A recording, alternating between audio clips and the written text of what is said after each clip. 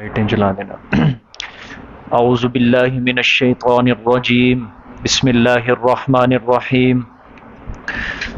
واللائی یئسن من المحیض من نسائکم ان ارتبتم فعدتہن ثلاثة اشہر واللائی لم یحضن وَأُولَاتُ الْأَحْمَالِ أَجَلُهُنَّ أَن يَضَعْنَ حَمْلَهُنَّ وَمَن يَتَّقِ اللَّهَ يَجْعَل لَّهُ مِنْ أَمْرِهِ يُسْرًا ذَلِكَ أَمْرُ اللَّهِ أَنزَلَهُ إِلَيْكُمْ وَمَن يَتَّقِ اللَّهَ يُكَفِّرْ عَنْهُ سَيِّئَاتِهِ وَيُعْظِمْ لَهُ أَجْرًا اسکنوہن من حیث سکنتم من وجدکم ولا تضاروہن لتضیقوا علیہن وإن کن اولات حمل فانفقوا علیہن حتی یضعن حملہن فإن ارضعن لکم فآتوہن اجورہن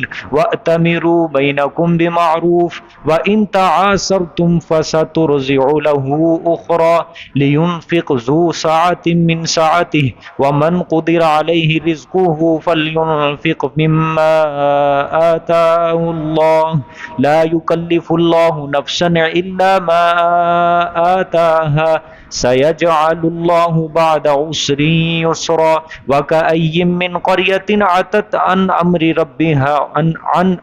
ربها ورسله فعذبناها حسابا شديدا وعذبناها عذابا نكرا فذاقت وبال أمره وكان عاقبة أمرها خسرا أعد الله لهم عذابا شديدا فاتقوا الله يا أولي الألباب الذين آمنوا قد أنزل الله إليكم ذكرا رسولا يتلو عليكم آيات الله مبينات ليخرج الذين آمنوا وعملوا الصالحات من الظلمات إلى النور ومن يؤمن بالله ويعمل صالحا يدخله جنات تجري من تحتها الأنهار خالدين فيها أبدا قد أحسن الله له رزقا الله الذي خلق 7 سماوات ومن الأرض مثلهن يتنزل الأمر بينهن لتعلموا أن الله على كل شيء قدير وأن الله قد أحاط بكل شيء علما صدق الله العظيم۔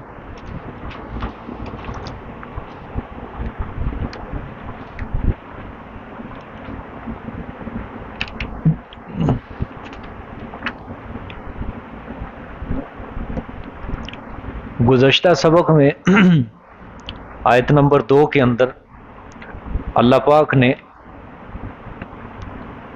4 احکام ذکر فرمائے تھے۔ پہلا حکم فَإِذَا بَلَغْنَ أَجَلَهُنَّ فَأَمْسِكُوهُنَّ بِمَعْرُوفٍ أَوْ فَارِقُوهُنَّ بِمَعْرُوفٍ۔ مرد کو حکم دیا اللہ پاک نے کہ جب عدت پوری ہونے کو ہو تو اختیار ہے، چاہے رجوع کر لو یا چھوڑ دو اس کو۔ پھر دوسرا حکم اللہ نے بیان فرمایا طلاق دینے کا، اسی کے اندر ہی حکم ہے وہ کہ طلاق ایک ہی دو، 3 طلاقیں دینا کوئی ضروری نہیں ہے، جس طرح یہ فرمایا او فارقوہن بمعروف۔ پھر اللہ پاک نے فرمایا تیسرا حکم واشہدوا ذوی عدل منکم، کہ 2 گواہ اگر چھوڑنا پسند کرتے ہو اس کو پھر بھی 2 گواہ بنا لو، اگر رکھنا پسند کرتے ہو تو پھر بھی کیا کر لو، 2 گواہ بنا لو۔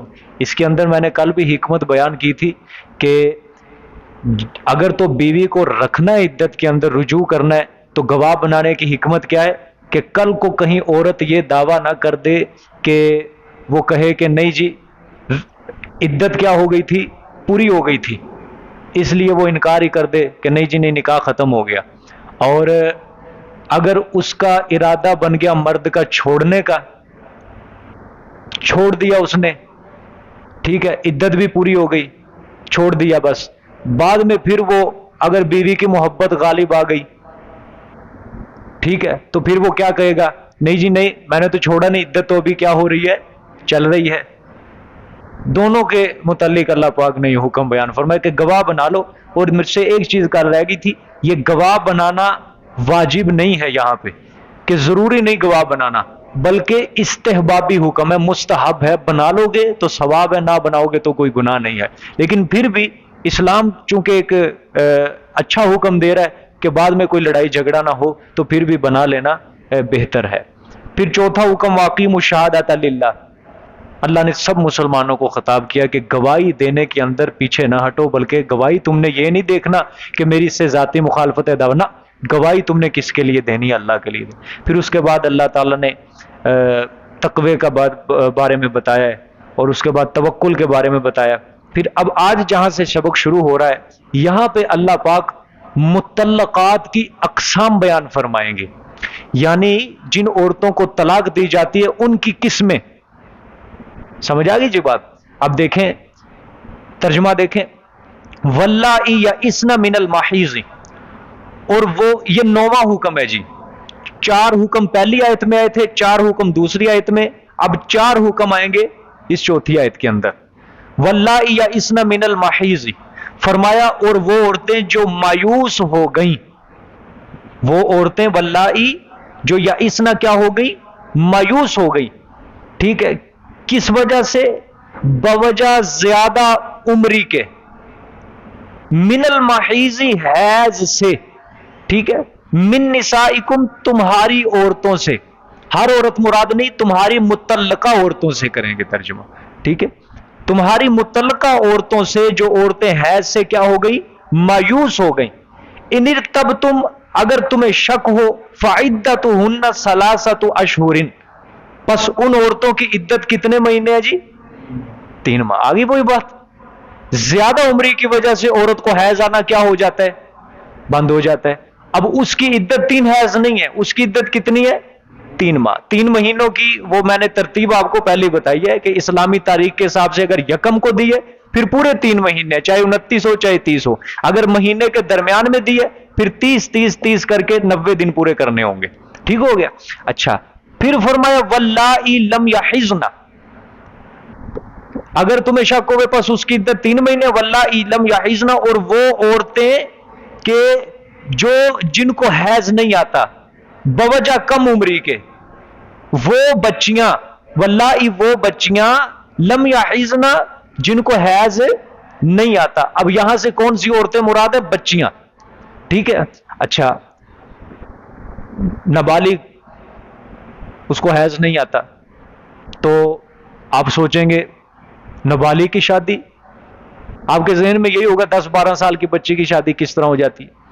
اصل بات یہ ہے، پرانے جب زمانے تھے نا، تو اس وقت لڑکی خاص کر 18 سال 20 سال کی عمر میں جا کے بالغ ہوتی تھی، سمجھ آ گئی؟ یعنی پوری جب وہ عورت بن جاتی تھی وہاں جا کے بالغ ہوتی تھی 18-20 سال۔ اب چونکہ آج کل آلات گندگی کے آلات نمایاں ہر جگہ پھیلے ہوئے ہیں، تو آج کل بچیاں 12-13 سال کی عمر میں کیا ہو رہی ہیں؟ بالغ ہو رہی ہیں، سمجھ آ گئی ہے جی؟ تو واللائی لم یحضن، وگرنہ اگر نابالغہ لڑکی ہو، اس کا نکاح ہو جائے، سمجھ شعور ہو، تو شریعت کے اندر اس کا نکاح منعقد ہو جاتا ہے، کہ کوئی ایسا مسئلہ نہیں ہے کہ اس کا نکاح ہی نہیں ہوتا۔ اگر نابالغہ ہو، ولی کی اجازت ہو، تو اس کا نکاح کیا ہو جاتا ہے؟ منعقد ہو جاتا ہے، ٹھیک ہے۔ باقی یہ فقہ کی کتابوں میں بڑی لمبی تفصیل ہے اس کی۔ تو یہاں پہ آپ کو بات سمجھ آ گئی؟ خلاصہ کلام، جن عورتوں کو حیض نہیں آتا ان کی عدت کتنی ہے؟ سمجھ لو، پھر نہیں یہ مسئلہ آئے گا۔ یہ جن عورتوں کو حیض نہیں آتا ان کی عدت 3 مہینے قرآن کہہ رہا ہے۔ جن عورتوں کو حیض آتا ہے ان کی عدت 3 حیض، 3 مہینے نہیں کہنا، 3 حیض۔ اور عدت جو متعلقہ ہے جس کو حیض آتا ہے اس کی عدت سورۃ بقرہ کے اندر بیان کی ہے۔ یہاں پہ وہ عورت ہے جن کو حیض آتا ہی نہیں ہے، ٹھیک ہو گیا۔ اچھا جی، آگے دیکھیں، وَأُولَاتُ الْأَحْمَالِ أَجَلُهُنَّ أَن يَضَعْنَ حَمْلَهُنَّ، اب حمل والی عورت اس کی عدت کتنی ہے؟ قرآن کہتا ہے اور حمل والیاں، وَأُولَاتُ الْأَحْمَالِ اور حمل والیاں، أَجَلُهُنَّ ان کی عدت یہ ہے، أَن يَضَعْنَ یہ کہ وہ جن دیں، حَمَلَهُنَّ اپنا بچہ، یا یہ کہ گرا دیں وہ اپنے حمل کو، یا اپنا بچہ کیا کر دیں؟ جن دیں۔ اب دیکھو حاملہ کی عدت کیا ہے؟ بچہ جن دینا، یا عربی کے اندر وضع حمل، حمل کا گر جانا، وضع حمل، حاملہ کی یہ عدت ہے۔ سمجھ آ گئی جی سب کو بات؟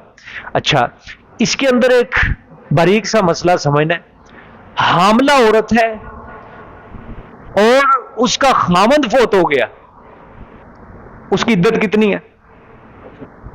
4 ماہ 10 دن، سمجھ آئی؟ لیکن چونکہ حمل ٹھہرا ہوا ہے، قرآن کہتا ہے عدت وفات 4 ماہ 10 دن، لیکن جس عورت کو حمل ٹھہرا ہوا ہے اس کی عدت کیا ہوگی پھر؟ وضع حمل ہی ہے، یہ جو قرآن کہہ رہا ہے۔ اب سمجھ آ گئی؟ چاہے وہ 4 ماہ 10 دن سے زیادہ بھی ہو جائے، 7 ماہ ہو جائے، 8 ماہ ہو جائے، یا 9 ماہ ہو جائے، وضع حمل ہی ہوگی اس کی عدت۔ ہاں، جو عورت جس کا حیض آنا بند ہو گیا، بچہ جننا جس کا ختم ہو گیا ہے، ماہواری جس کی ختم ہو گئی، اس کا اگر خامند فوت ہو جائے تو اب اس کی عدت کتنی ہوگی؟ اس کی عدت 4 ماہ 10 دن ہے، کیونکہ اس کو حمل بھی نہیں ٹھہر سکتا، نہ وہ حاملہ ہے۔ ہاں، جو عورت حاملہ ہے اس کا خامند فوت ہو گیا، اس کی عدت کتنی؟ بچہ جب بھی، میں نے اس دن بھی آپ کو کہا تھا، اگر خامند اس کی زندگی میں فوت ہو گیا، خامند کے فوت ہونے کے 1 منٹ بعد 2 منٹ بعد بچہ جن دے، اس کی عدت وہیں پہ ختم ہو جائے گی، تکلیف میں مبتلا۔ میں نے اس دن کیا سمجھایا تھا؟ عدت اس وجہ سے بھی اسلام نے ضروری قرار دیا کہ اسلام نے نسب کا معیار رکھا ہے، تاکہ وہ جو پیٹ میں بچہ ہے وہ صحیح طریقے سے اس کا نسب ثابت ہو جائے کہ فلانے خامند سے ہی ہے۔ اچھا، اسی طرح اگر کسی عورت کو ویسے ہی خامند نے طلاق دے دی، طلاق رجعی دی ہے، ٹھیک ہے، تو اب یہ مغلظہ دی ہے، جو بھی دی ہے طلاق، حمل والی ہے، لیکن خامند نے طلاق دے دی، اب 3 حیض والی جو ہے اس کی عدت بھی 3 حیض نہیں ہے، بلکہ جو ہی اس کا بچہ جن دیا اس کی عدت وہیں پہ ختم ہو جائے گی۔ ایک خاص انعام ہے اللہ کا حاملہ کو، کہ ایک تو پہلے ہی اس نے بڑی تکلیف برداشت کی ہے، اب جب اس کا بچہ پیدا ہو گیا تو اب بھی عدت ختم ہو گئی ہے، اب چاہے وہ کسی اور شوہر سے نکاح کرنا چاہے تو نکاح کر سکتی ہے۔ دیکھو تکلف کے اندر اللہ نے نہیں ڈالا کسی کو۔ قرآن بار بار کیا کہتا ہے ہر جگہ؟ لا یکلف اللہ نفسا الا وسعہا۔ ہم نے انسان کو اس کی طاقت سے زیادہ تکلف میں مبتلا نہیں کیا، تکلیف سے میں مبتلا نہیں کیا ہے۔ ٹھیک ہو گیا؟ اب سمجھ آ گئی جی؟ حاملہ عورتوں کی عدت کیا ہے؟ وضع حمل ہے۔ جن عورتوں کو حیض نہیں آتا، چھوٹی بچیاں ہیں یا زیادہ عمری کی وجہ سے، ان کی عدت کتنی ہے؟ بولو سارے 3 ماہ ہے۔ اچھا، جن عورتوں کو حیض آتا ہے، غیر حاملہ ہے، حمل نہیں ہے، ان کی عدت کتنی ہے؟ 3 حیض ہے بس۔ جس عورت کا خامند فوت ہو گیا ہے اس کی عدت کتنی ہے؟ 4 ماہ 10 دن ہے۔ اب بھولے گا تو نہیں کسی کو یہ مسئلہ، انشاءاللہ اللہ پاک آپ کے ذہنوں کو قرآن کے لیے وسیع کرے اللہ پاک۔ آگے دیکھیں جی، اب اللہ پاک نے پھر وہی وَمَن يَتَّقِ اللَّهَ يَجْعَل لَّهُ مِنْ أَمْرِهِ يُسْرًا فرمایا، اور وہ انسان جو ڈرتا رہا اللہ سے، یجعل لہ کر دے گا واسطے اس کے اللہ، من امرہ اس کے کام سے، یسرا آسانی۔ ٹھیک ہے؟ اب دیکھو ایک ایک طلاق کا حکم بیان کرنے کے بعد تقوی تقوی تقوی تقوی، حالانکہ چھوٹی سی صورت ہے اور کتنی بار تقوی کا حکم اللہ پاک نے یہاں پہ بیان کر دیا ہے۔ وجہ کیا ہے؟ میں نے اس دن بھی آپ کو کہا تھا کہ جہاں میاں بیوی کے تعلقات کا سلسلہ شروع ہو جائے وہاں اللہ بار بار تقوی کا حکم دیتے ہیں۔ اس کی وجہ یہی ہے نا کہ یہاں پہ شہادت بھی کوئی تیسرا بندہ نہیں دے سکتا، ٹھیک ہے، عدالت بھی ان کے گہرے نظام تک تحقیق کے نہیں پہنچ سکتی۔ یہاں پہ میاں بیوی کو خاص کہا جا رہا ہے کہ تمہیں کوئی دیکھے نہ دیکھے، تمہارے پوشیدہ کھلے اعمال کو دیکھنے والی ذات صرف کس کی ہے؟ اللہ کی ذات ہے۔ تمہیں چوکنا رہنا چاہیے ہر کام کے اندر۔ ٹھیک ہو گیا؟ اچھا آگے دیکھیں جی، ذالک امر اللہ انزلہ الیکم، یہ احکام، یہ جتنے احکام بیان کیے، امر اللہ حکم ہے کس کا؟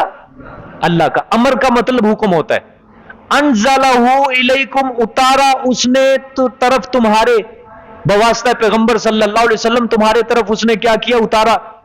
جب اللہ نے احکام اتارے ہیں تو یہ بات تقاضا کرتی ہے تم ان حکموں پر کیا کرو؟ عمل کرو، پیچھے نہ ہٹنا. پھر وَمَن يَتَّقِ اللَّهَ پھر آ گیا ہے، اور وہ انسان جو ڈرے گا اللہ سے، یکفر عنہ سیئاتی مٹا دے گا اللہ اس سے اس کی برائیاں سیئات کو، وَيُعْظِمْ لَهُ أَجْرًا اور زیادہ کرے گا واسطے اس کے اس کا اجر، واسطے اس کے اجر کیا کر دے گا؟ زیادہ کر دے گا. پھر دیکھو تقوی کا حکم آ رہا ہے. اچھا خلاصہ دیکھو اس کا کیا ہے کہ جو آدمی تقوی اختیار کرے گا اس کی فضیلت کیا ہے، برکات کتنی ہے. سب سے پہلی چیز کل کے سبق میں بھی گزری کہ جو بندہ تقوی اختیار کرے گا دنیا اور آخرت میں اس کے لیے جتنی بھی مصیبتیں آئیں گی اللہ پاک اس مصیبتیں سے ان کے لیے کیا رستہ نجات کا نکالے گا. ٹھیک ہے، یجعل لہ مخرجا کہ نجات کا رستہ اللہ پاک نکالے گا اس کے لیے. ٹھیک ہے. دوسری برکت کیا ہے؟ اس کے لیے رزق سے ایسے دروازے کھول دے گا جہاں سے انسان کا گمان بھی نہیں ہے. تیسری برکت کیا ہے؟ اس کے سارے کام کیا کر دے گا؟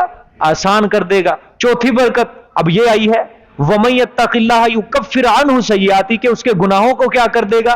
مٹا دے گا. پانچویں برکت وَيُعْظِمْ لَهُ أَجْرًا اور اس کا اجر بھی کیا کر دیں گے؟ بڑھا دیں گے. کئی گھروں کے اندر اگر آج بھی اللہ معاف کرے ایسا مسئلہ ہے، لڑکے لڑکی کا مسئلہ ہے، تو ان آیات سے عبرت حاصل کرو. کسی کی بیٹی کا مسئلہ ہے، کسی کے بیٹے کا مسئلہ ہے، ان کو ان آیات کو سمجھاؤ کہ اگر تمہاری انبن ہو چکی ہے، نہیں بن رہی، نہیں نبھا ہو سکتا، تم تقوی اختیار کرو، معاملہ اللہ پہ چھوڑو، نیک کام کرو. من یتق اللہ کا مطلب تقوی کے اندر کیا چیز آتی ہے؟ گناہوں سے بچو، اپنی زندگی کو نیکی کے کاموں میں صرف کرو. اللہ تمہارے لیے نجات کے راستے نکالے گا، مشکلیں پریشانیوں کے راستے. ہم سب سے زیادہ فکر مند ہوتے ہیں بچی کے متعلق، لڑکی کے متعلق. تو جس طرح اللہ مرد کا ہے تو لڑکی کا بھی اللہ ہے نا، ہر کسی کا اللہ ہے. تو اگر لڑکی بھی تقوی اختیار کرے گی تو اللہ اس کے لیے بھی نجات کا راستہ نکالے گا نا، کوئی نہ کوئی آسانی کا راستہ نکالے گا. یا لڑکی رسوا ہو جائے گی، جس طرح آج کل لوگ کہتے ہیں کہ کڑیاں دے نصیب ماڑے ہوندے، زبان سے کہہ دیتے ہیں نا لڑکی کے نصیب ماڑے ہوتے ہیں، تیاں دے نصیب بڑے گندے ہوندے. یہ خوف ہی رہتا ہے. تو خوف اسی وجہ سے رہتا ہے کہ تمہارا توکل اللہ کے اوپر نہیں ہے، تم تقوی نہیں ہے تمہارے دل کے اندر، تم اللہ کے اوپر بھروسہ نہیں کر رہے، تم قرآن پاک سے سبق نہیں حاصل کر رہے. اچھا یہ اللہ پاک نے جو وعدے دیے ہیں یہ جھوٹے وعدے ہیں الیاذ باللہ اللہ کے؟ سچے وعدے ہیں اللہ پاک کے. تقوی کے کتنی فضیلتیں برکتیں اللہ پاک بیان کر رہے ہیں. اگر تمہاری بیٹی کا کسی شوہر سے انبن ہوگی، طلاق ہو بھی گئی، تو تقوی اختیار کرو، اپنی بچی کو اچھی تعلیم کا حکم دو، تو اللہ پاک نیکسٹ اگلا اس کو سے بھی اچھا شوہر عطا کرے گا. عرب میں اسی طرح ہوتا تھا نا. آپ دیکھیں مثلا ایک صحابی نے کسی صحابیہ کو طلاق دی، ٹھیک ہے، وہ تقوی اختیار کرتی تھی، اللہ سے پھر بھی ڈرتی تھی، اللہ کے احکامات پہ عمل کرتی تھی، ان کو اگلا شوہر پھر صحابی کے ساتھ نکاح ہو جاتا تھا ان کا، ان کو کوئی خوف اور کوئی ڈر ہوتا ہی نہیں تھا.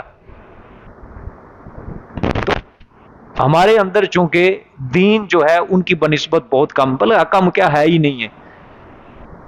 ٹھیک ہے، اللہ کل کیا کہہ کے گئے تھے؟ وَمَن يَتَوَكَّلْ عَلَى اللَّهِ فَهُوَ حَسْبُهُ اگر اللہ کے اوپر توکل کرو گے فَهُوَ حَسْبُهُ وہ کافی ہے تمہارے لیے، اس کے سوا کسی اور مدد کی تمہیں ضرورت ہی نہیں ہے. اللہ خود بخود تمہارے لیے مشکلیں آسان کرتا جائے گا، رستے نکالتا جائے گا نجات کے. چونکہ علم کی ناقدری ہے، جہالت سرعام ہے، چاروں جانب ہمارے گھوم رہی ہے، جس کی وجہ سے مشکلات بڑھتی جاتی ہیں، آسانیوں والے رستے ہوتے ہی نہیں ہمارے لیے. سمجھ آ گئی جی؟ دیکھو کتنی بڑی بات اللہ نے کر دی کہ صرف دنیاوی اعتبار سے نہیں بلکہ اخروی اعتبار سے تمہارے گناہوں کو بھی مٹا دوں گا اور تمہارا اجر بھی کیا کر دوں گا؟ بڑھا دوں گا. اللہ کے وعدوں پر یقین رکھو اور یقین کرو. آج سن کے افسوس ہوتا ہے، مصیبت بھی آ رہی ہے، بچے کے اوپر ہے، بچی کے اوپر ہے، لیکن پھر بھی تقوی نہیں اختیار کرتے. پھر بھی کیا ہے، ہالی ووڈ کے اندر پھنسے ہوئے ہیں، بالی ووڈ کے اندر پھنسے ہوئے ہیں، میوزک سن رہے ہیں، قوالیاں سن رہے ہیں، پھر بھی گناہوں والی زندگی گزار رہے ہیں. پھر اللہ کی مدد ایسے تھوڑی آتی ہے, ایسے تھوڑی آتی ہے اللہ کی مدد کہ تم اللہ کی رحمت میں آنا ہی نہیں چاہتے, تم چاہتے یہی ہو کہ اللہ کی رحمت مجھ سے دور ہو جائے, تو پھر نجات کے راستے نہیں, پھر مشکلوں کے راستے نکلتے رہیں گے, نکلتے رہیں گے. پھر گھر بنتے نہیں ہیں, پھر گھر ٹوٹیں گے, اور جب ٹوٹ جاتا ہے پھر آگے اللہ نجات کا راستہ بھی نہیں نکالتا, پھر زندگی بھر مشکلیں بڑھتی رہتی ہیں, بڑھتی رہتی ہیں. ٹھیک ہے, آگے دیکھیں جی. اسکنوہن من حیث سکنتم من وجدکم ولا تضاروہن لتضیقوا علیہن. اب یہ عدت کے مسائل ہیں جی. رہائش دو تم ان کو, ترجمہ غور سے, اسکنوہن رہائش دو تم ان کو, کن کو؟ عورتوں کو, عدت کے دوران. من حیث سکنتم, جہاں تم خود رہتے ہو. ٹھیک ہے, حیث سکنتم جہاں تم خود رہتے ہو, من وجدکم اپنی ہمت اور طاقت کے مطابق, من وجدکم کا ترجمہ. ولا تضاروہن اور نہ تم تکلیف دو ان کو, لتضیقوا علیہن تاکہ تم تنگی کرو ان پر, نہ تم ان کو تکلیف دو تاکہ تم ان پر تنگی کرو. یہ کس کا حق بیان کیا قرآن نے؟ مرد کا ہے, عورت کا ہے؟ ٹھیک ہے, اب دیکھو یہ 10واں حکم ہے, 9واں حکم پیچھے گزر چکا, 10واں. اس کا مطلب یہ ہے کہ ایام عدت میں جب عورت کو طلاق دے دی تم نے, اب اس کی عدت شروع ہو گئی, تو تم نے اب اس کے رہائش کے لیے رہنے کا انتظام تم نے کرنا ہے اور اپنے گھر کے اندر کرنا ہے. ٹھیک ہے, اب ظاہری بات ہے طلاق دے دی وہ عورت, فی الحال اس کے لیے رجوع سے پہلے یا طلاق بائن مغلظہ ہے, فی الحال اس کے لیے اب وہ عورت عدت کے دوران اس کے لیے غیر ہے. اب پردے کا انتظام اپنے گھر کے کسی کونے کے اندر رکھ لے, بہرحال وہ خامند کے گھر کے اندر رہے گی. نہ خامند کے لیے نکالنا جائز ہے عورت کو, اور نہ عورت کے لیے خود نکلنا جائز ہے. عدت وہ وہیں پہ گزارے گی.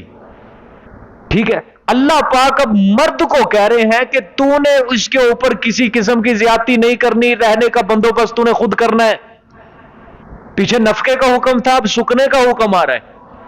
رہائش کا کام بندوبست تو نے خود کرنا ہے. زبان سے اس کو تو نے کوئی تان و تشنیع نہیں کرنی, نہ اس کو تو نے کسی طریقے سے پریشان کرنا ہے, نہ کوئی فعلی نہ بدنی کسی قسم کی تکلیف نہیں دینی کہ وہ گھر سے نکلنے پر بیچاری مجبور ہو جائے. اور جب تک ان کی عدت چل رہی ہے تم نے ان کا خرچہ, ان کا سکنا تم نے خود اٹھانا ہے.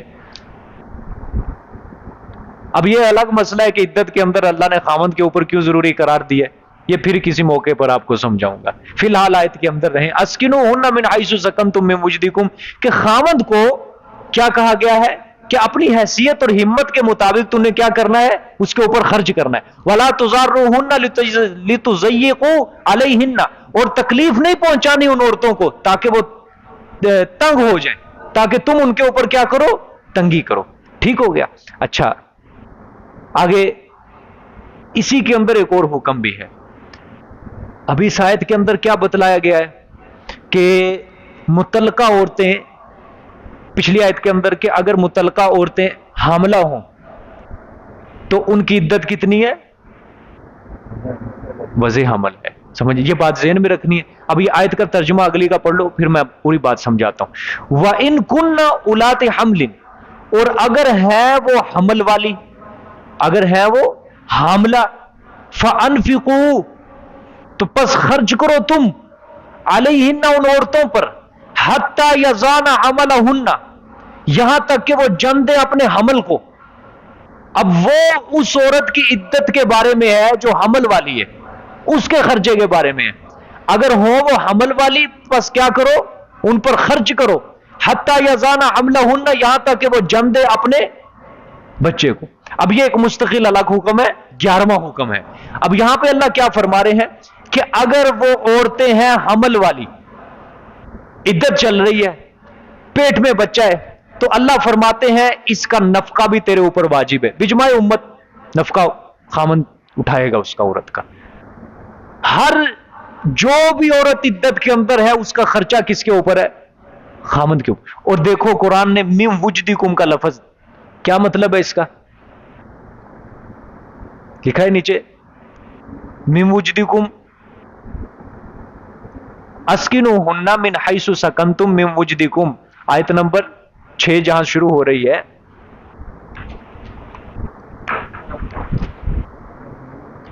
نہیں ملا لفظ، ابھی تو پڑھ کے گئے ہو، من وجدکم،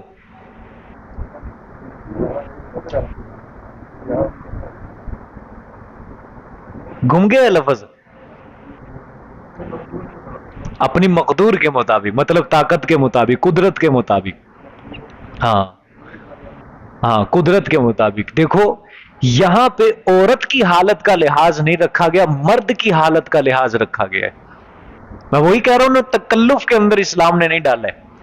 اب مثال کے طور پہ مرد کی تنخواہ ہے 5,000 روپیہ، اب کیا مطلب، جس طرح ہماری عدالتیں کہتی ہیں نہیں 10,000 روپیہ دو خرچہ، نہ، اسلام نے کہتا اپنی قدرت کے مطابق 5,000 ہے، 2,000 2,500 جتنا اس کا بنتا ہے اس کی عدت، اس کا خرچہ نکال دو۔ سمجھ آ گئی ہے؟ انصاف دیکھو، ایک ایک لفظ کے اندر انصاف ابھر رہا ہے۔ اس طرح معاشرے تشکیل پاتے ہیں، اس طرح معاشروں کے اندر انصاف اور عدل کا حکم اس طرح پھیلتا ہے۔ اللہ کے حکم سے نکل کر اگر تم چاہو نا انصاف زمین کے اوپر پھیلائیں تو کبھی بھی انصاف نہیں، وہاں پہ فساد ہوتا ہے۔ اب قرآن کیا کہہ رہا ہے کہ مرد کی مالی حالت کا اعتبار ہے، عورت کا اعتبار نہیں ہے۔ عورت جو مرضی ہے، چاہے فقیر ہے مالدار ہے، اس کی مالی حالت نہیں، بلکہ مرد جتنی اس کی ہمت ہے، کیپیسٹی ہے، اس کے مطابق وہ کیا کرے گا، خرچہ دے گا۔ ٹھیک ہے، اگر عورتیں حمل والی ہے فانفقوا، تو کون خرچہ کرے گا، مرد کرے گا، علیہن، عورتوں پر، یہاں تک کہ وہ بچہ جن دیں۔ جب وہ بچہ جن دیا تو اب خرچہ خامن دینا کیا کر دے گا، بند کر دے گا۔ سمجھ آ گئی؟ خرچہ خامن، چونکہ عدت کیا ہو گئی ہے، پوری ہو گئی ہے، تو لہٰذا وہ نفقہ بھی کیا ہو جائے گا، ختم ہو جائے گا۔ اب اگلا حکم سمجھو جی، فَإِنْ أَرْضَعْنَ لَكُمْ فَآتُوهُنَّ أُجُورَهُنَّ، پس اگر وہ دودھ پلائے واسطے تمہارے، پس اگر وہ دودھ پلائے واسطے تمہارے، فَآتُوهُنَّ أُجُورَهُنَّ، پس دو تم ان کو ان کی اجرتیں۔ کہ ایک ترتیب کے ساتھ قرآن کس طرح لے کے آ رہا ہے طلاق نکاح کے مسائل، وہ شروع آیت سے ترتیب کے ساتھ پورا قرآن نے بیان کیا اس کو۔ ٹھیک ہے، اب آخر کے اندر یہی حکم بچ جاتا ہے بچے کا۔ تو فرمایا کہ اگر بچہ ہے، عدت بھی ختم ہو گئی، عدت جب تک عورت کی چل رہی ہے نا، پہلے ایک مسئلہ سمجھ لو، عدت جب تک چل رہی ہے، حمل والی ہے، ٹھیک ہے، چونکہ اب تو وہ کیا دے رہا ہے، نفقہ دے رہا ہے، وہ تو ایک الگ چیز ہے۔ عدت کے اندر بیوی کو اپنا الگ نفقہ مل رہا ہے، سکنا بھی ہے، رہنے کے لیے چیز بھی ہے، سب کچھ ٹھیک ہے، لیکن عدت ختم ہو گئی، وضع حمل ہو گیا، بچہ آ گیا، اب وہ نفقہ کیا ہو گیا، ختم ہو گیا۔ اب بچے کی باری ہے کہ بچے کا جو نفقہ ہے، جو عورت اب اس کی اگرچہ ماں دودھ پلائے تو خاوند کو، وہ جو ماں دودھ پلا رہی ہے، وہ عورت کو، خاوند کو، اپنی اس عورت بچے کی ماں کو خرچہ دینا اب ضروری ہے اس کے لیے۔ نسب کس کی طرف سے چلتا ہے، باپ کی طرف سے چلتا ہے، ماں کی طرف سے نسب نہیں چلتا، نسب باپ دادا کی طرف سے چلتا ہے، فلاں بن فلاں بن فلاں بن فلاں بن فلاں۔ سمجھ آ گئی جی بات؟ اب پہلے یہ اس حکم کو سننے سے پہلے 2-3 آپ نے تمہید سمجھنی ہے۔ متعلقہ عورتیں اگر حاملہ ہیں، ٹھیک ہو گیا، پھر حمل سے بچہ پیدا ہو گیا، ٹھیک ہو گیا، حمل سے بچہ پیدا ہو گیا تو ان کی عدت جو ہے وضع حمل ہے۔ اب اس کے اندر ایک مسئلہ الگ ہے، اب جو وضع حمل ہو گیا، بچہ پیدا ہو گیا، اس کا نفقہ جو ہے وہ خامند دے گا، اور وہ عورت اگر خامند سے نفقہ طلب بھی کرے تو بالکل جائز ہے، اگرچہ وہ اس کا سگا بیٹا ہے، لیکن وہ ماں اس کے باپ سے دودھ پلانے کا نفقہ طلب کر رہی ہے، شریعت نے کوئی کراہت نہیں اس کے لیے متعین کی کہ کراہت ہے، مکروہ ہے، نہ، اس کا حق ہے وہ لے، ٹھیک ہو گیا۔ لیکن دوسری بات، اگر وہ عورت ابھی تک نکاح کے اندر ہے، بچہ پیدا ہو گیا، نکاح کے اندر ہے، تو اب وہ چونکہ اس کی ماں بھی ہے سگی، نکاح کے اندر بھی ہے، خاوند کے میاں بیوی کا بھی جوڑ ہے، بچہ پیدا ہو گیا، اس صورت کے اندر ماں یہ مطالبہ نہیں کر سکتی اپنے خاوند سے کہ میں تیرے بچے کو دودھ پلا رہی ہوں، تو مجھے نفقہ دے اس کا، تو مجھے خرچہ دے۔ کیوں؟ کیونکہ نکاح چل رہا ہے، خامند اس کو اس کا خرچہ دے رہا ہے، نفقہ دے رہا ہے. نکاح کے اندر اگر عورت ہے، بچہ پیدا ہو گیا، تو بچے کا دودھ پلانے کا خرچہ خامند سے نہیں لے سکتی. کیوں؟ کیونکہ قرآن پاک کی نص سے ثابت ہے کہ مائیں والوالدات یرضین اولادہن، مائیں اپنے بچوں کو دودھ پلائیں گی 2 سال تک. بنص قرآن ماں کے اوپر اپنے بچے کے لیے دودھ پلانا واجب ہے. لیکن یہ صورت کون سی ہے؟ نکاح کے اندر ہے. ابھی جب عورت نکاح کے اندر ہے خامند کے، تو فی الحال وہ اس کی جو ماں ہے، اس کے لیے اپنے بیٹے کو دودھ پلانا کیا ہے؟ واجب ہے. اس دودھ پلانے پر وہ خامند سے اجرت کا مطالبہ نہیں کر سکتی. ٹھیک ہو گیا. لیکن نکاح ٹوٹ گیا، ختم ہو گیا، عدت بھی ختم ہو گئی، بچہ ہوا، تو اب وہ عورت جو ہے اپنے اس بچے کے باپ سے دودھ پلانے کا خرچہ معاوضہ طلب کر سکتی ہے. اور قرآن کیا کہہ رہا ہے؟ مرد کو حکم دے رہا ہے فآتوہن اجورہن، پس دو تم ان کو ان کی اجرتیں. ٹھیک ہو گیا. اچھا جی آگے دیکھیں. وَأْتَمِرُوا بَيْنَكُمْ بِمَعْرُوفٍ، وَأْتَمِرُوا بَيْنَكُمْ بِمَعْرُوفٍ. اب دیکھو ایک اور اللہ پاک نے، اور مشورہ کر لو آپس میں اجرت کے بارے میں. وَأْتَمِرُوا، اور مشورہ کر لو آپس میں، بَيْنَكُمْ آپس میں، بِمَعْرُوفٍ. کیا مطلب ہے اس کا؟ مناسب طور پر، شرعی دستور کے مطابق، جو بھی ترجمہ کر لو، یعنی مناسب طور پر. تم یعنی وہ بچے کی ماں ہے جو، اور اس کا باپ ہے، ایک مناسب طور پر مشورہ کر لیں کہ دودھ پلانا ہے، ماہانہ لینا ہے یا سالانہ یا ہفتہ یا 15 روز، کتنا خرچہ لینا ہے. جتنا معاشرے کے اندر دستور چل رہا ہے اس کے مطابق وہ کیا کریں گے؟ خرچہ لیں گے. ٹھیک ہو گیا. مطلب یہ ہے کہ دودھ پلانے کی اجرت میں زوجین کو اس کی ہدایت دی گئی ہے کہ دودھ پلانے کے اندر تمہارا باہمی جھگڑا نہیں ہونا چاہیے. باہمی جھگڑا نہ ہو، نزاع نہ ہو. متعلقہ بیوی کو حکم دیا جا رہا ہے کہ جو معاشرے کے اندر دستور چل رہا ہے دودھ پلانے کا، اس دستور سے زیادہ تو نے اجرت طلب نہیں کرنی. مثلا معاشرے کے اندر دستور چل رہا ہے بچے کو دودھ پلانے کا ماہانہ 500 روپیہ. اب وہ جو عورت دودھ پلائے گی بچے کو، اب وہ اس بچے کے باپ سے وہ یہ نہیں کہے گی کہ نہیں میں تو 1000 لوں گی. عورت کو کہا جا رہا ہے کہ نہیں زیادہ نہیں لینا. مرد کو بھی حکم دیا جا رہا ہے وَأْتَمِرُوا، اسی کے اندر بَيْنَكُمْ بِمَعْرُوفٍ، کہ مناسب طریقے سے مشورہ کر لو. مرد کو بھی حکم دیا جا رہا ہے کہ جو دستور چل رہا ہے، مثال کے طور پہ 500 دیا جا رہا ہے، کم نہیں دینا، 250 نہیں دینا، 300، بلکہ جو دستور ہے 500 تو نے ادا کرنا ہے. اس کا فائدہ کیا ہوگا؟ لڑائی نہیں ہوگی، جھگڑا نہیں ہوگا، بچے کی زندگی خراب نہیں ہوگی. دیکھو بچے کا حق جو ہے دودھ پینے کا ماں کا ہے کہ ماں کا دودھ پیے. اب اس کا حق نہیں اسلام چھین رہا. سمجھ آ گئی ہے جی؟ اور خرچہ بھی کون ادا کرے گا؟ مرد ادا کرے، کیونکہ نام کس کا لگنا اس کے ساتھ ہے؟ مرد کا، باپ کا لگنا، نسب اسی کی طرف سے ہے، اسی کی طرف اس کی نسبت ہوگی. ٹھیک ہو گیا. اچھا جی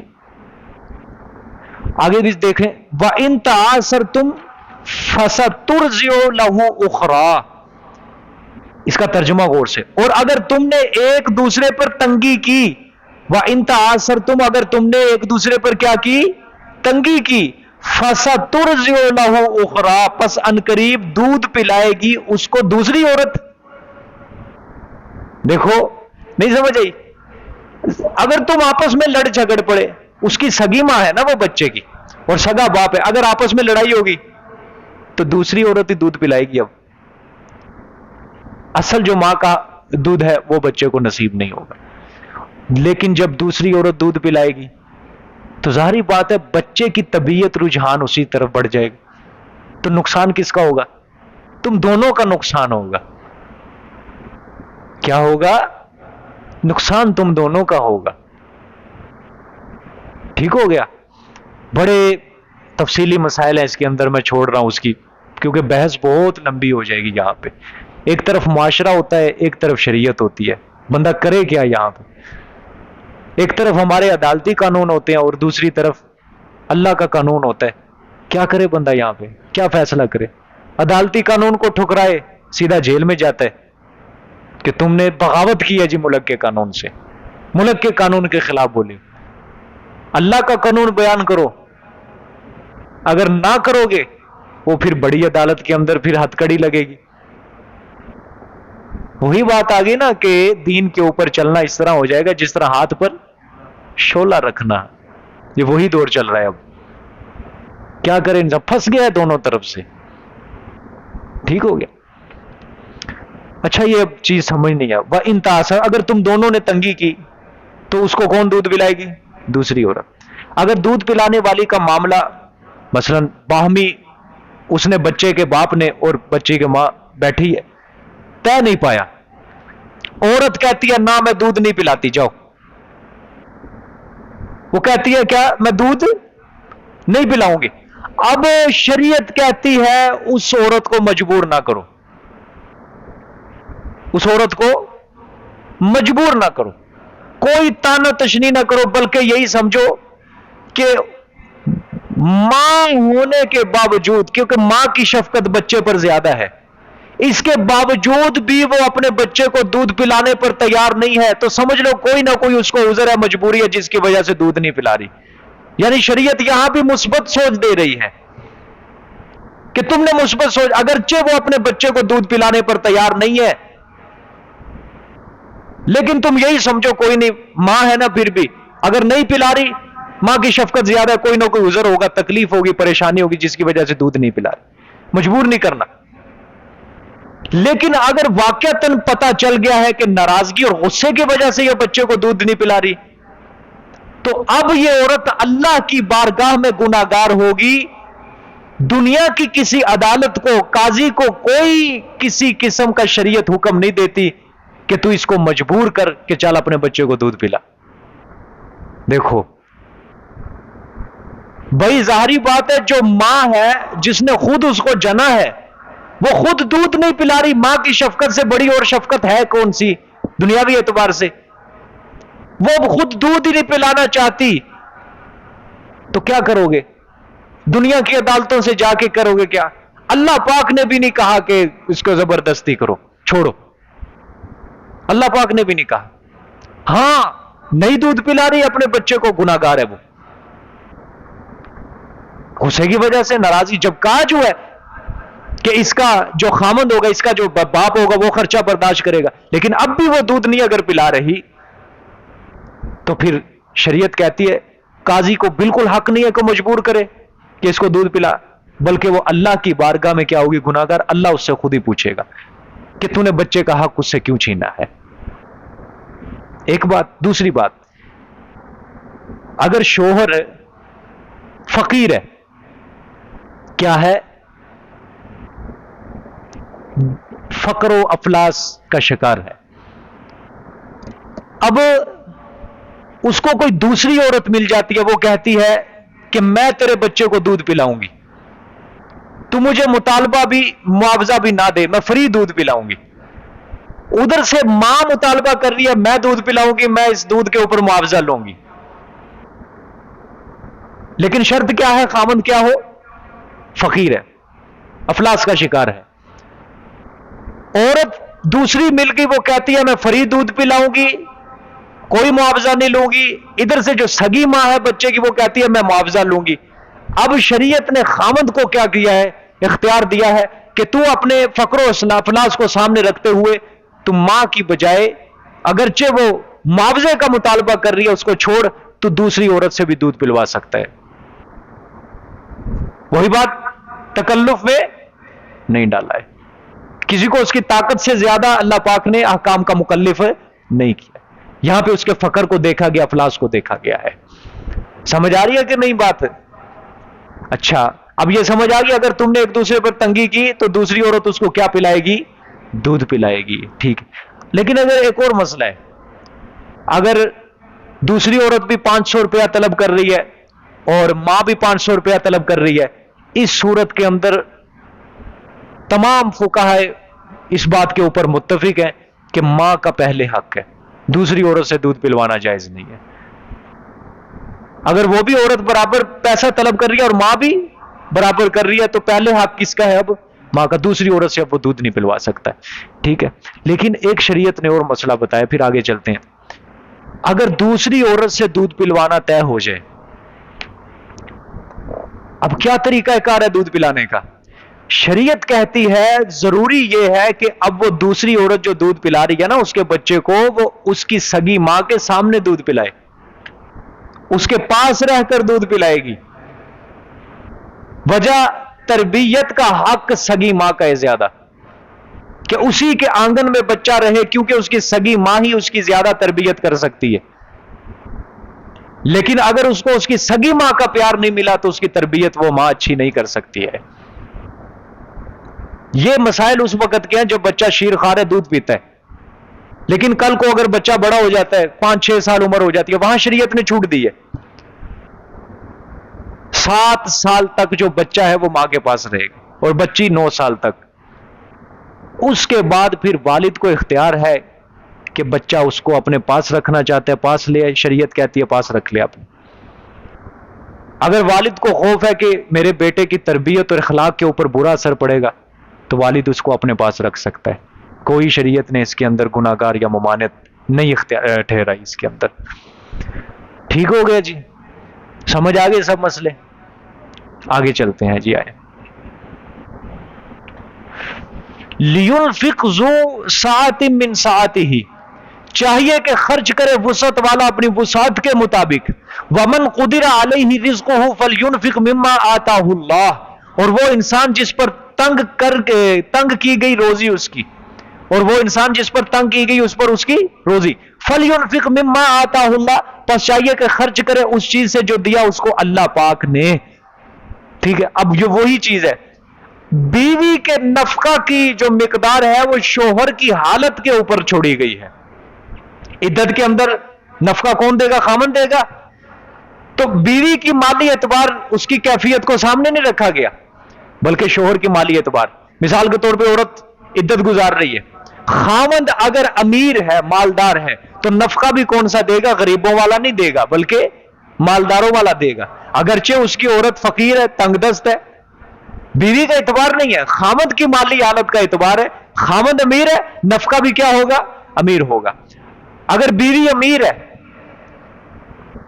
خامند کیا ہے؟ غریب ہے. بیوی امیر ہے، خامند غریب ہے. اب کیا کہو گے؟ بیوی امیر ہے لہذا نفقہ بھی امیروں والا؟ نہ، خامند کی مالی حالت کا اعتبار ہے کہ خامند غریب ہے، چونکہ نفقہ بھی کیا ہوگا؟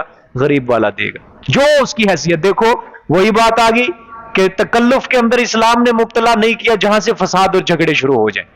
وہی بات آگے دیکھیں، لِيُنْفِقْ ذُو سَعَةٍ مِّن سَعَتِهِ، تاکہ خرچ کرے وسعت والا اپنی وسعت کے مطابق، اپنی طاقت کے مطابق. وَمَنْ قُدِرَ عَلَيْهِ رِزْقُهُ، اور وہ انسان کہ جس پر تنگ کی گئی ہے اس کی روزی، پس چاہیے کہ وہ خرچ کرے اس چیز سے جو اللہ نے اس کو کیا کیا ہے؟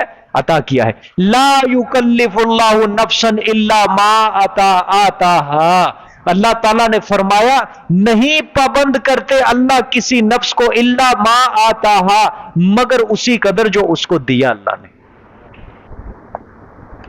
ٹھیک ہو گیا؟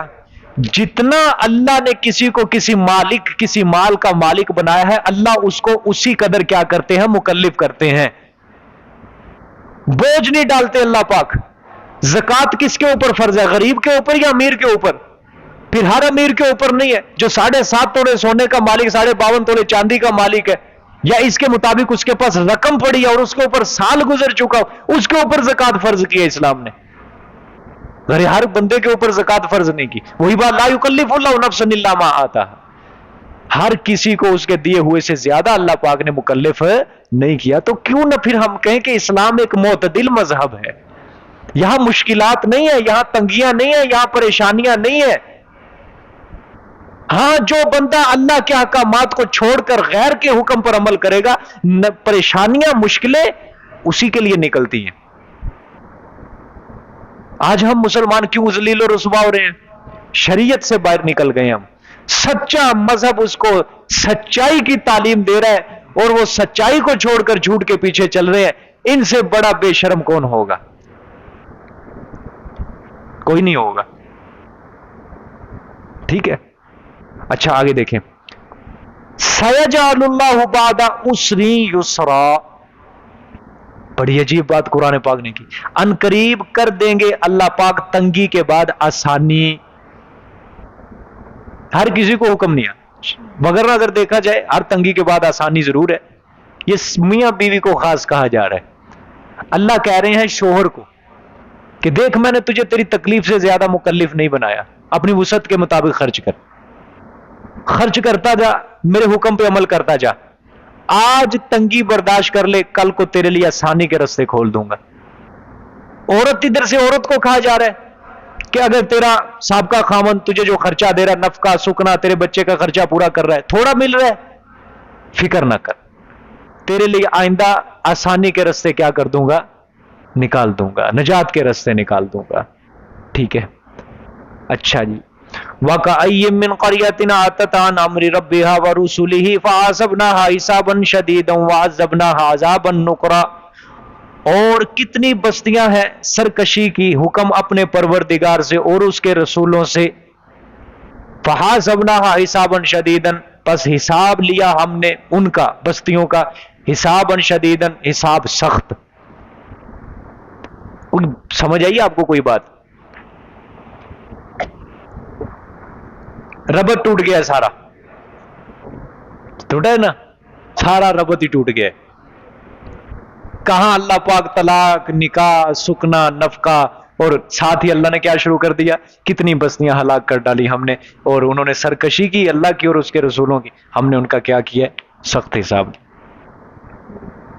کیا بیان کرو یہاں ربط،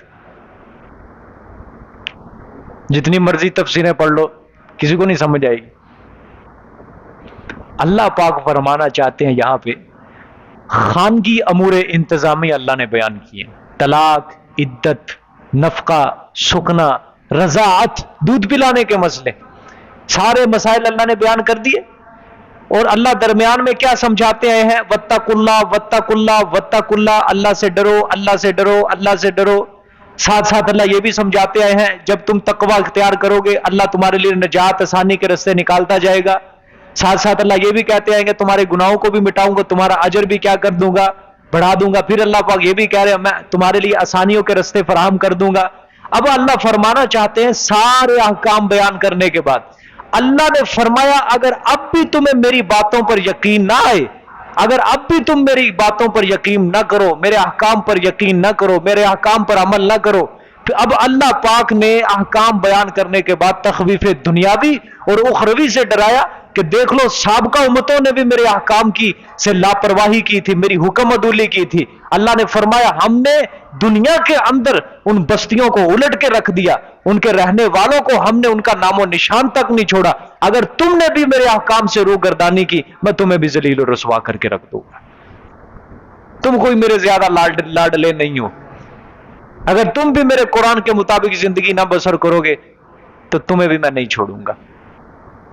ٹھیک ہے جی، دیکھیں جی واقعی من قریۃ عتت عن امر ربها ورسله فحاسبنا حسابا شدیدا، اور کتنی بستیاں سرکشی کی، عتت سرکشی کی انہوں نے حکم اپنے پروردگار سے، ورسلہ اور اس کے رسولوں سے، فحاسبناها حسابا شدیدا، بس حساب لیا ہم نے ان کا سخت حساب، وعذبناها اور عذاب دیا ہم نے ان کو، ان بستی والوں کو، عذابا نکرا، بن دیکھی آفت۔ عذابا نکرا کا کیا معنی ہے؟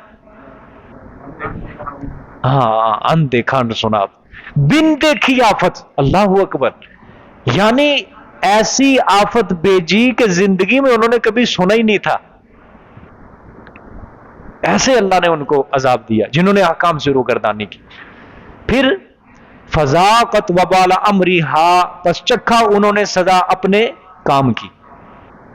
ہم نے تو ظلم نہیں کیا، اپنی کرتوت کی سزا خود ہی چکھی ہے۔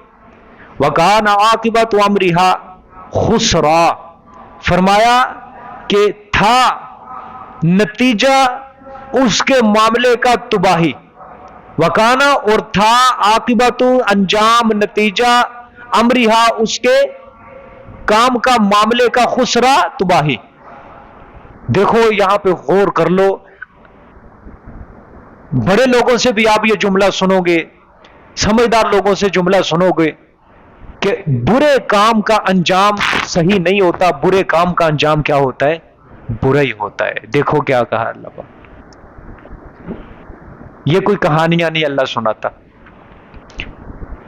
یہ قرآن کی آیت آج بھی سچ پیٹ رہی ہے کہ جب تم برے کام میں لگ جاؤ گے نا تو یہ نہ سمجھو کہ ہمیں کون سا ہمارے ماں باپ دیکھ رہے ہیں یا کوئی حاکم دیکھ رہا ہے یا کوئی بڑا دیکھ رہا ہے، اللہ تو دیکھ رہا ہے نا، انشاءاللہ ایک وقت پہ اس کا برا انجام آپ کے سامنے آ جائے گا۔ اللہ بچائے برے کام میں مشغولیت سے ہر کسی کو، لیکن برے کام کا کبھی صحیح انجام نہیں ہے۔ اگر کبھی صحیح آ بھی گیا تو وقتی طور پہ کیا ہوگی؟ خوشی ہوگی، لیکن اس کا انجام بڑا دردناک ہوگا کہ انسان اس سے نکل نہیں سکتا کبھی بھی۔ ٹھیک ہو گیا؟ اچھا، اعد اللہ لہم عذابا شدیدا، اللہ نے فرمایا دنیا کے اندر عذاب تو الگ بات تھی، تیار کر رکھا ہے اللہ نے واسطے ان کے سخت عذاب اخروی۔ اچھا، دنیا کا عذاب کے متعلق اللہ نے فرمایا فَحَاسَبْنَا حِسَابًا شَدِيدًا، سخت حساب لیا۔ پھر اللہ نے فرمایا بن دیکھی آفت میں مبتلا کر دیا۔ اور آخرت کے عذاب کے متعلق بھی فرما رہے ہیں ابھی تو آخرت کا عذاب بڑا سخت تیار کر کے رکھا ہو۔ نقصان ہے برے کام کا برا انجام۔ فَاتَّقُوا اللَّهَ يَا أُولِي الْأَلْبَابِ، پس ڈرو اللہ سے اے عقل مندو۔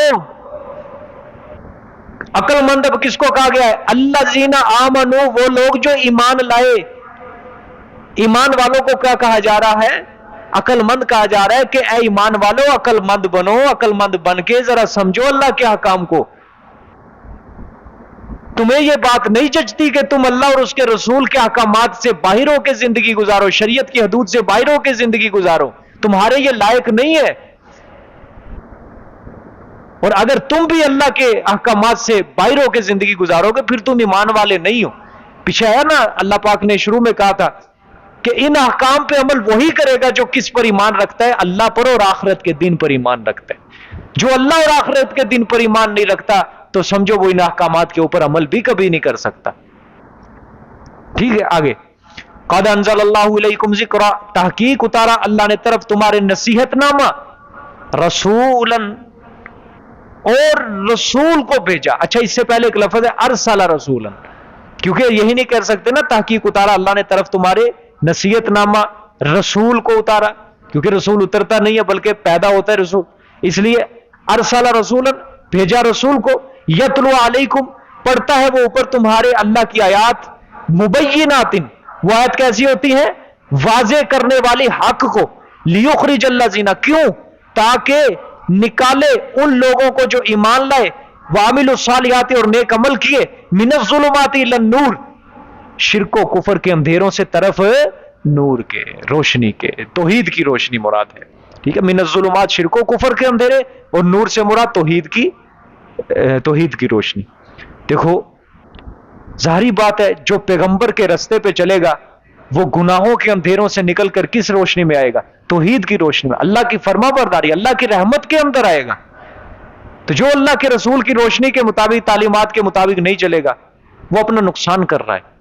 آگے وَمَن يُؤْمِن بِاللَّهِ وَيَعْمَلْ صَالِحًا يُدْخِلْهُ جَنَّاتٍ تَجْرِي مِن تَحْتِهَا الْأَنْهَارُ خَالِدِينَ فِيهَا أَبَدًا، اور وہ انسان جو ایمان لائے گا اللہ پر اور نیک عمل کرے گا، یدخلہ، داخل کرے گا اس کو باغات میں، چلتی ہوں گے اس کے نیچے سے نہریں، خالدین فیہا ابدا، رہنے والے ہوں گے بیچ اس کے ہمیشہ۔ قد احسن اللہ لہ رزقا، تحقیق خوبصورت اتارا، کیا اتارا؟ تحقیق خوبصورت، نہایت عمدہ، اور وہ ہاں وہاں ان کو جو رزق ملے گا وہ کیا ملے گا؟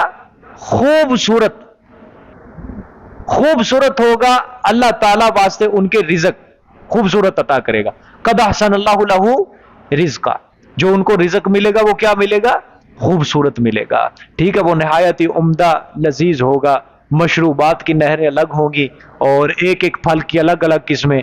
ٹھیک ہے، دیکھو سورت کا آخر ہے، اللہ پاک کس طرح مضمون کو سمیٹتے ہیں۔ لوگ سمجھتے ہیں اس کتاب کا ربط نہیں ہے، یہ کتاب بے ربط ہے، سمجھ نہیں آتی ہمیں، عام بندہ نہیں سمجھ سکتا۔ اصل کوئی صحیح سمجھنے والا یا سمجھانے والا ہو یہ سمجھ آتی ہے، اس سے آسان کتاب ہی کوئی نہیں ہے۔ وَلَقَدْ يَسَّرْنَا الْقُرْآنَ لِلذِّكْرِ فَهَلْ مِن مُدَّكِرٍ 4 دفعہ ایک ہی صورت میں اللہ نے یہ آیت کہ ہم نے قرآن کو آسان پیدا کیا، آسان بنایا ہم نے قرآن، 4 دفعہ اللہ پاک نے بیان کیا ایک ہی صورت کے اندر. سمجھ آ گیا کس طرح موضوع کو سمیٹا جا رہا ہے. اچھا آخر میں اللہ الذی خلق 7 سماوات ومن الارض مثلہن، اللہ ہی وہ ذات ہے جس نے پیدا کیا 7 آسمان اور زمینیں، مثلہن مثل ان آسمانوں کے، یتنزل الامر بینہن اترتا رہتا ہے حکم اللہ کا، بینہن درمیان ان کے، تشریح تک بھی نہیں.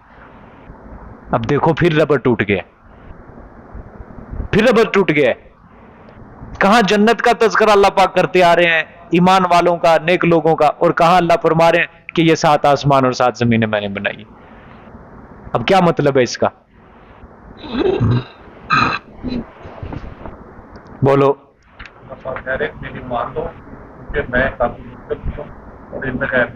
بالکل ٹھیک ہو گیا. دیکھو سورت کا ابتدا کہاں سے ہو رہی ہے، سورت کی ابتدائی آیت دیکھو کہاں سے ہو رہی ہے. ابتدا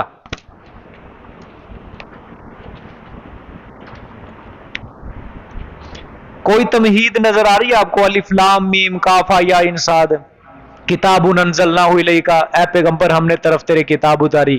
کوئی تمہید ہے اس کی؟ ڈائریکٹ اللہ نے کہاں سے شروع کر دیا؟ طلاق کے مسئلے سے شروع کر دیا، طلاق سے.